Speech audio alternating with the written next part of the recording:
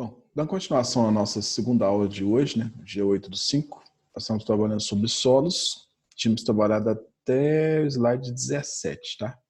Agora vamos para o slide 18. Só um momentinho. Esse.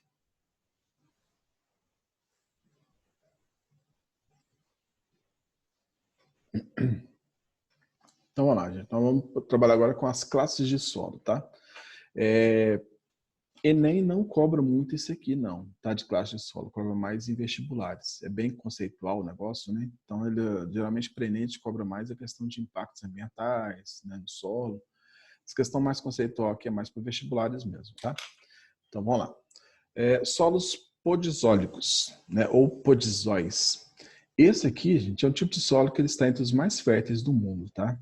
Ele é muito encontrado ali nas áreas temperadas, né, principalmente áreas temperadas, mas pode ser encontrado em áreas tropicais também, tá? Que a gente chama de lentes, né? Não é aquele solo podizólico geralzão, grandão, mas alguns pedacinhos de solos esparramados por aí, tá? Eu pus em amarelo aqui os pontos mais importantes que você tem que saber em relação aos solos podizólicos, tá? Então, primeiro, é um solo fértil. Segundo, ele é arenoso, então ele é um solo que, dependendo da questão da pluviosidade, ele pode ser susceptível à erosão, processos erosivos, né? Tem diferenciação textural entre horizonte A e horizonte B, tá? Essa aqui, gente, é uma forma de você identificar um solo podizólico, tá? É a diferença textural entre A e B. Você vai ver agora mesmo ali na imagem como que seria essa diferenciação textural, beleza? Então, o limite para a agricultura nele ali está relacionado com a baixa temperatura, porque ele acontece mais em áreas que são temperadas, tá? Formando um solo chamado de permafrost. Permafrost é quando o solo, lembra que tem 50% de sedimentos, 25% de água e 25% de ar. A parte de 25% de água, ela congela, tá? Aí forma o solo permafrost, beleza?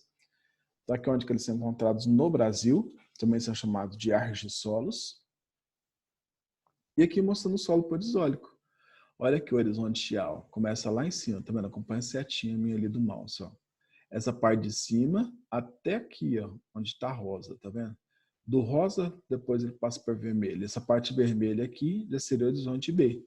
Então, o horizonte A, ele tem uma cor mais clara, porque ele é um horizonte de eluviação. Ele perdeu, né, toda a questão dos sedimentos dele ali, né, a parte química dele, em direção ao horizonte B, tá? Então, em cima rosa, embaixo vermelho. Olha esse aqui. Em cima, aquele amarelo mais claro, mostrando a oxidação, né? O solo amarelo é a oxidação. Em cima está mais claro, embaixo o amarelo escurão. Solos hidromórficos. Em cima está um cinza claro, embaixo está um cinza escuro. Então, quando você tem essa diferenciação de cores, símbolo, então, é uma forma de você identificar que seria um podizol, tá? Corte de estrada, a gente percebe isso. Hoje em dia, eles colocaram gramínea naqueles cortes que eles fizeram na 0,50. Mas quando eles estavam fazendo ainda a duplicação da 0,50, né, na parte Minas, de Catalão para Uberlândia, dava para ver um podizol do lado direito, vindo de Catalão para Uberlândia. Mas agora tem gramínea, é mais complicado de visualizar. Dava para ver que em cima estava rosa e depois tinha camada vermelha embaixo, tá? Então tinha podizol aqui, em área tropical. Então pode acontecer também, tá? Então, relembrando aqui, né, dessa perda de nutrientes de cima para baixo, em cima é o horizonte de eluviação, que vai perder os nutrientes, embaixo é o horizonte de iluviação, que vai receber esses nutrientes, tá? Por isso que muda de cor. Outro solo importante para nós, que é o que domina no Brasil, gente, tem grande quantidade na parte central, tá? São os latossolos. Então, em amarelo, de novo, as principais características dele. Horizonte B muito intemperizado, são quilômetros e quilômetros de horizonte B. Bem profundos, bem permeável, os latossolos, então tem uma permeabilidade alta, então eles são aquela mistura meio que de areia com silt e um pouquinho de argila, tá? Então tem bastante areia, tem silt, tem um pouco de argila, tá? Eu acabei esquecendo aqui, gente. Deixa eu só voltar aqui na... Esqueci de tirar a foto para presença. Tem que colocar. É só um pouquinho. Eu não sei quando a gente está apanhando.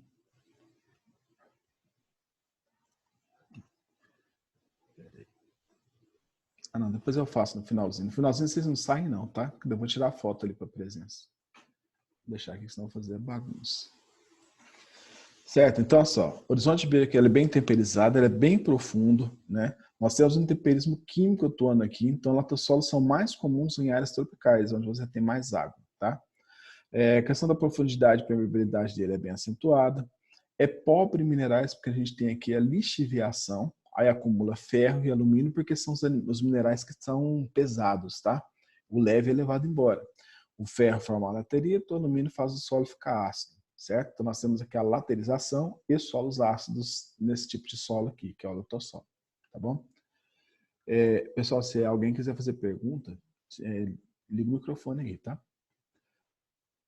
Aqui mostrando os tipos de solo latossolo. Então, olha só. Horizonte A, a gente percebe que está um pouquinho mais escuro aqui em cima. Pouca coisa. Mas aí o horizonte B, ele começa daqui para baixo. E aí ele vai quilômetros daqui para baixo. Né? Então é difícil até tirar uma foto de um latossolo. Meio complexo, tá? E o que vai diferenciar ele é o B bem extenso, mas como é que eu tiro uma foto com vários quilômetros em um solo exposto com o horizonte B desse jeito aí, tá? Argissolos, né? Ele é típico do latossolo. O que é a diferença que a gente tem aqui, gente? O argissolo vai acontecer em lugares onde você tem a declividade. Então, geralmente, o latossolo, lugares planos. Lugares mais acidentados tem argissolos, tá? Que a diferenciação dele que a gente tem ali com relação aos litossolos, que a gente vai ver agora mesmo, é que ele é um pouquinho mais espesso e tem muita argila no solo. Geralmente, quando você tem o litossolo, que são de áreas acidentadas, solo bem fininho, né? São mais solos pedregosos, tá? Aqui tem uma presença mais de argila, beleza? Solos kársticos. O solo kárstico é onde você tem a presença de calcário naquele solo. Então, se você tem ali a presença do calcário, a gente tem um aproveitamento, inclusive, econômico para aquele solo, tá? Wellington, Oi? o slide tá no do latossolo ainda. Não passou? Não.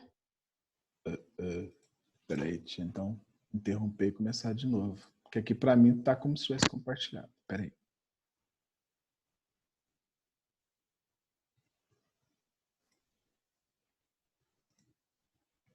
Agora apareceu?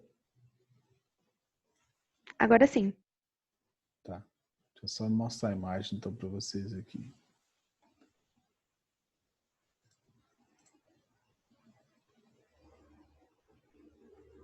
Então tá aqui o latossolo. Aqui é o solo kárstico. A presença do cálcio. Aí lembrando, gente, que a questão de um solo que ele é rico em cálcio, o grande inimigo dele é a água, tá? Então são solos onde você tem formação de cavernas.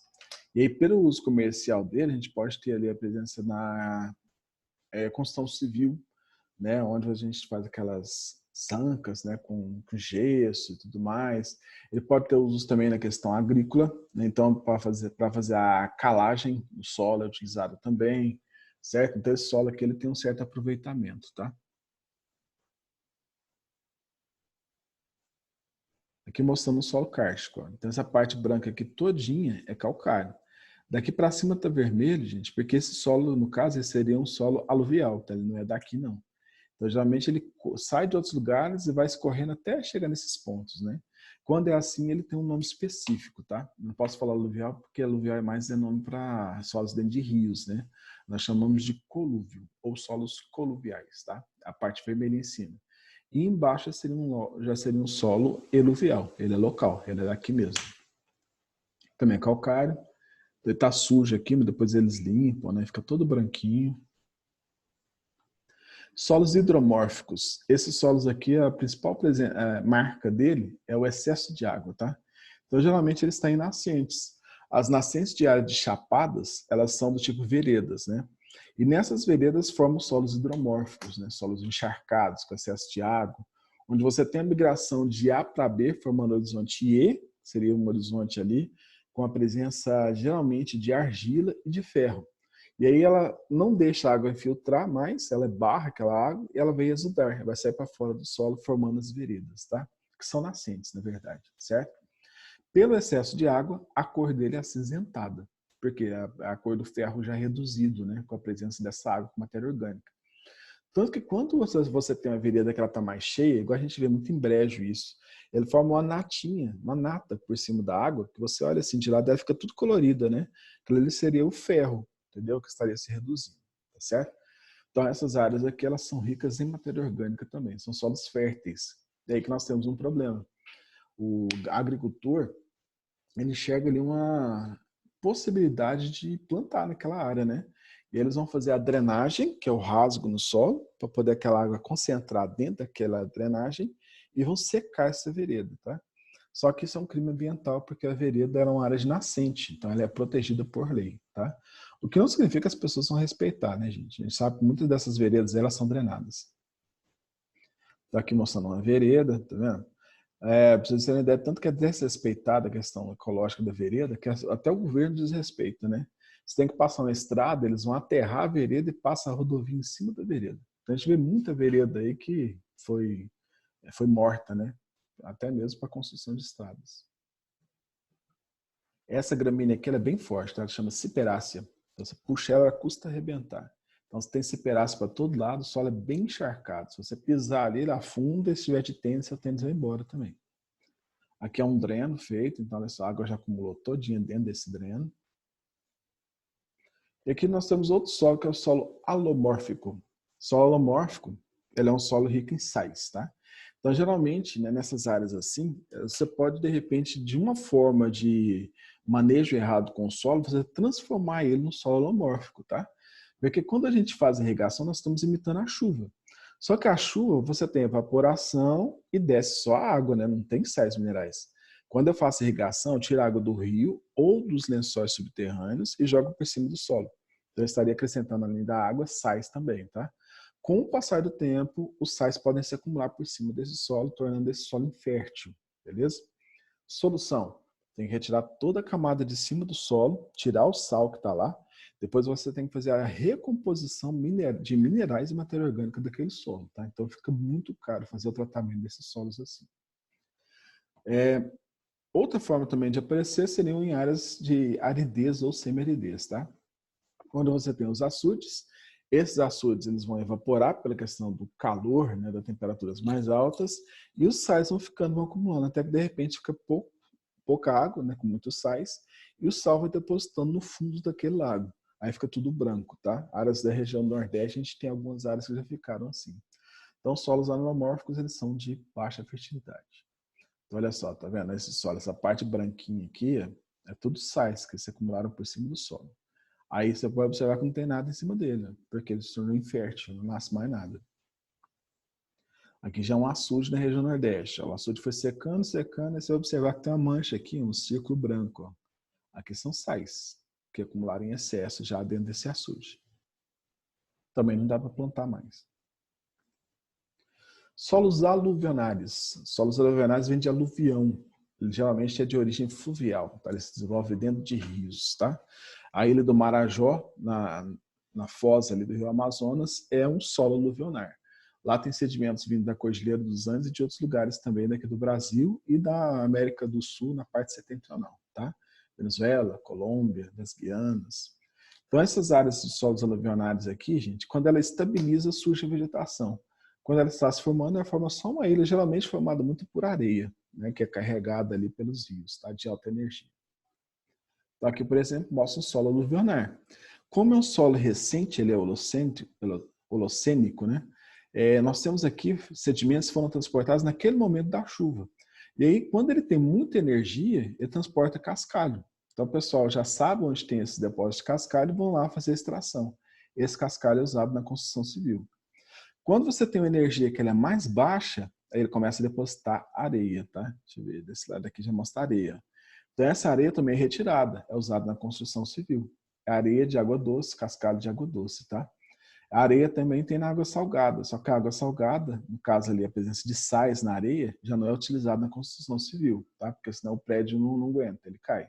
Isso aconteceu na década de 90 com, acho que é Sérgio Maia, o nome dele não é muito bem direito não. Ele construiu uns prédios no Rio de Janeiro, né, com areia do mar, tá? E aí, por conta do sal, os prédios tudo foram pro chão, tá? Gleissolo. Esse solo aqui a gente encontra no Brasil. Ele lembra um pouquinho ali no horizonte A, é lógico, gente, só o horizonte A que é pequenininho, tá? Um solo mais fértil do mundo que chama Chernozem, porque ele é preto, bem escurão mesmo, de tanta matéria orgânica. O que é a diferença dele? É o tamanho. O Chernozem chega a 2 metros, né, só de horizonte A. O Greysolo chega no máximo ali em 50 centímetros. Geralmente a média é 15, 20 centímetros, tá? No Brasil. Então ele tem horizonte A bem escuro, rico em matéria orgânica, tá certo? São solos saturados por água, porque você tem muita matéria orgânica decomposta, porque tem a presença de água também, tá? Então olha aqui, ó, esse aqui é um Greysolo. Horizonte A, essa parte preta aqui, tá vendo para cima. Horizonte B já está amarelo. Então, um Greysolo é quando o horizonte A ele é rico em matéria orgânica. Cambissolo. O cambissolo é só você lembrar do latossolo. É a mesma coisa do latossolo. Só que a diferença dele é que ele é jovem, entendeu? Então, no latossolo, você tem o horizonte A, o horizonte B bem espesso, porque ele é muito antigão, depois o C, depois o R. Aqui também tem o A, B, C e o R.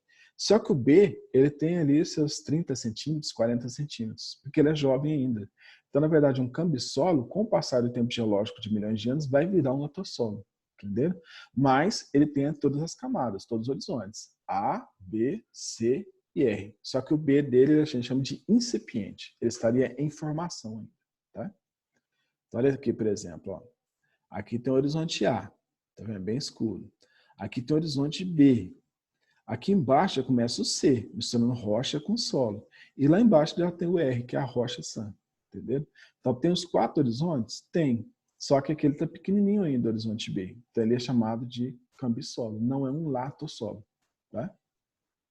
Aqui também é um cambissolo. Ó. A, B incipiente e o C, já misturando com a rocha. A, B, C e a rocha aqui embaixo. Depois vem o litossolo. Então, o litossolo é formado em áreas que são inclinadas, tá? Então, nós temos ali um relevo mais acidentado, nas montanhas, nas serras, né, mais acidentadas, tá? Então, ele é pouco desenvolvido, ele é bem raso. Geralmente são carregados, tá? Pela água ou pelo vento, eles descem por gravidade até as partes mais rebaixadas, tá certo? Daqui, ó, o litossolo é formado pelo horizonte A e já a rocha. Geralmente ele é AR ou A, um pequeno percentual de C e AR também. Tá? Aqui já são os coluviosolos. O que é um colúvio? Nós temos uma... Deixa eu ver aqui, que é o que a gente chama no bate-papo. Mas você tinha falado que o A era mais claro. E só um tipo de solo que ele é assim? Não, o A ele vai ser claro quando ele for lavado, quando ele for lixiviado. Quando ele é um horizonte de eluviação, que ele perde, né, todas as questões ali minerais para B, entendeu? Agora, se ele tiver muita matéria orgânica, né, ele vai ficar escuro, entendeu? Então depende muito das condições do solo, do tipo de solo, do clima que vai ter por ali. Entendeu? Não é sempre que ele é claro, não. O coluviossolo é assim. Imagina, por exemplo, que nós estamos aqui numa região de solo todo vermelhinho, né? De repente eu estou andando pela fazenda ali e encontro um solo branco. Eu falei assim, mas o que esse solo branco está fazendo aqui? Isso aqui é a presença de ferro? Seria, por exemplo, derivado de basaltos? Ou de granito? Por que está branco assim? Aí eu vou analisar o relevo ao redor. Aí lá na frente eu vejo uma serra, né? E aquela serra seria de calcário. Aí o que significa então? O que é a leitura? Esse calcário que está aqui, ele veio lá daquela serra lá na frente que é formada por solos kársticos. E como que ele veio parar aqui? No decorrer dos milhões de anos, ele veio migrando até chegar nesse ponto, entendeu? Então significa que aquele solo não é originário daquele ponto, ele está vindo de uma serra que está próximo. Então eu chamo de colúvio, tá? São solos coluvionários ou coluviosolos, beleza? É igual aqui, ó.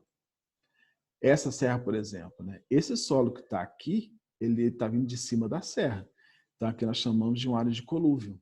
Se fosse dentro de um rio, eu chamaria de alúvio, né? Mas como ele não está dentro do rio, eu chamo de colúvio, beleza? Esse solo que está aqui bem no pezinho, gente, da serra, tem um nome específico para ele, tá? Que não precisa guardar, porque esse é quem faz geografia que acaba estudando, tá? Que chama depósito de talos. Mas vocês não precisam saber disso aí, não. Só guarda que o solo coluvial ele está vindo lá de cima da serra. Principais solos, né, que nós temos no mundo e no Brasil. Primeiro deles, gente, esse aqui é o solo mais fértil do mundo. Já foi muito cobrado em provas de vestibulares e até hoje eles pedem, tá? Ele é um solo que ele é encontrado na região da Ucrânia e também parte ali da Rússia. Esse solo aqui, então, ele seria o solo mais fértil do planeta, mais fértil do mundo seria esse, beleza? Porque ele é de origem glacial, nós temos ali a região das pradarias, que são planas.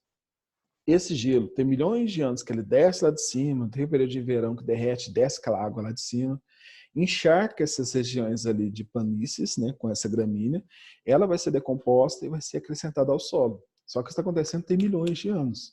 Então esse solo, por conta desse excesso de matéria orgânica, ele foi só aprofundando o horizonte A. Hoje são 2 metros só de horizonte A, entendeu?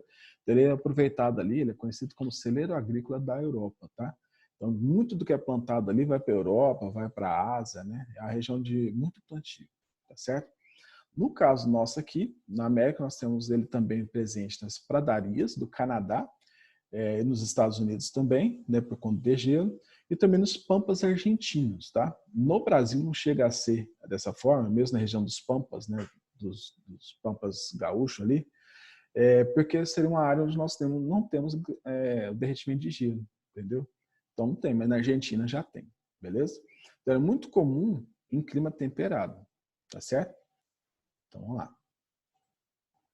Loess. Esse solo aqui, Loess, ele acontece muito ali na região da China, próximo ao Rio Amarelo, tá? Que é o Huanghe, próximo a Pequim.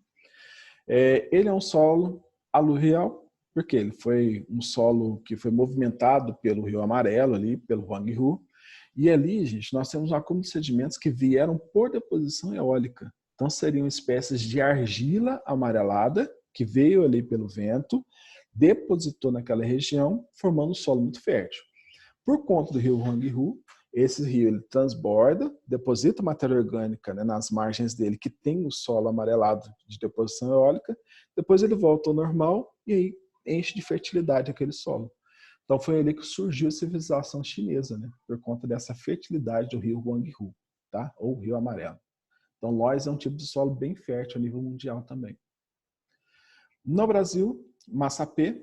O Massapê ele seria um solo derivado principalmente de gneisses, tem granito também, mas principalmente de gneiss, misturado com calcário, porque tudo isso aqui, ó, no passado, já foi uma região que esteve no fundo do mar. Então tem calcário também depositado por lá, tá? Então esse solo de gneiss, onde você tem muitos minerais, mais o calcário, deu um solo muito fértil. Com o clima litorâneo, né, que seria o tropical úmido, né, da região, bastante chuva, então muita chuva, solo fértil, graças a isso, cultivo da cana-de-açúcar, né? Foi uma das principais atividades econômicas aí do início do Brasil. Brasil colônia e está indo até hoje, né? Nessa região. Então, Massapê é o segundo solo mais fértil do Brasil. E o mais fértil do Brasil, que é a terra roxa. A terra roxa, ela se formou durante o período Paleozoico-Jurássico, né? Onde aquela fenda se abriu, onde hoje é o Rio Paraná, o magma saiu, preencheu as áreas depressivas, aí entram os agentes externos, principalmente a chuva, né? Então essa rocha começou a ser temperizada e ser transformada no solo. Esse solo é a terra roxa, tá certo? É um solo muito rico em minerais, bem avermelhado pelo excesso de ferro que ele tem, né? Então, graças ao solo muito fértil, ao clima tropical, foi possível desenvolver a cafeicultura na região. Por isso que de São Paulo ali para baixo a gente tem, para cima também, né? Que ele vem para o Mineiro, sul de Goiás, nós temos aqui a questão do cultivo do café, tá? No caso de São Paulo para baixo, gente, é que a gente tem muita terra roxa. Triângulo e sul de Goiás são algumas lentes. Alguns lugares tem e outros não, tá? Então a terra roxa é um tipo de solo mais fértil que a gente tem no Brasil, tá? Guarda isso que isso é cobrado em provas também. E o último do Brasil aqui que a gente tem que falar é o salmourão. O salmourão já é um solo derivado de granito. Tem gneiss também, mas não é tanto que, como a gente está no centro da placa, não tinha aquela pressão da movimentação das placas para transformar, né, o granito em gneiss, tá? Mas a grande parte aqui é mesmo granito. Aí esse granito ele sofre decomposição, muito rico em minerais, né? Ele tem a parte areia, a parte argila. Então, o grande problema que a gente tem desse solo, está quase dando tempo. O grande problema que a gente tem desse solo é porque ele é um solo que foi lixiviado, ele foi lavado. Então, durante muito tempo, ele ficou abandonado, ficou esquecido, né? Só que, com a tecnologia de hoje, nós temos a calagem, que é acrescentar calcário no solo. Então, a gente acaba com aquela questão dele de ser um solo ácido, né? E nós temos também a irrigação. Então, aquele período de seca do inverno, ele deixa de ser um problema. O solo ser ácido deixa de ser um problema. E aí eu começo a usar esse solo. Hoje, essa área de Salmourão, ela corresponde ao Brasil Central, né? É o celeiro agrícola do Brasil, com plantio de soja, principalmente a soja, mas outros produtos também, que é voltado principalmente para o mercado externo. Tá? Bom, aí entra nas questões ambientais. Deixa eu só acompanhar a hora aqui. Eita, já deu, hein? Aí na próxima aula, gente, da semana que vem, nós continuamos a partir daqui, tá? Das questões ambientais, tá certo? Então até semana que vem, gente. Tenha aí um ótimo fim de semana. Tchau para vocês.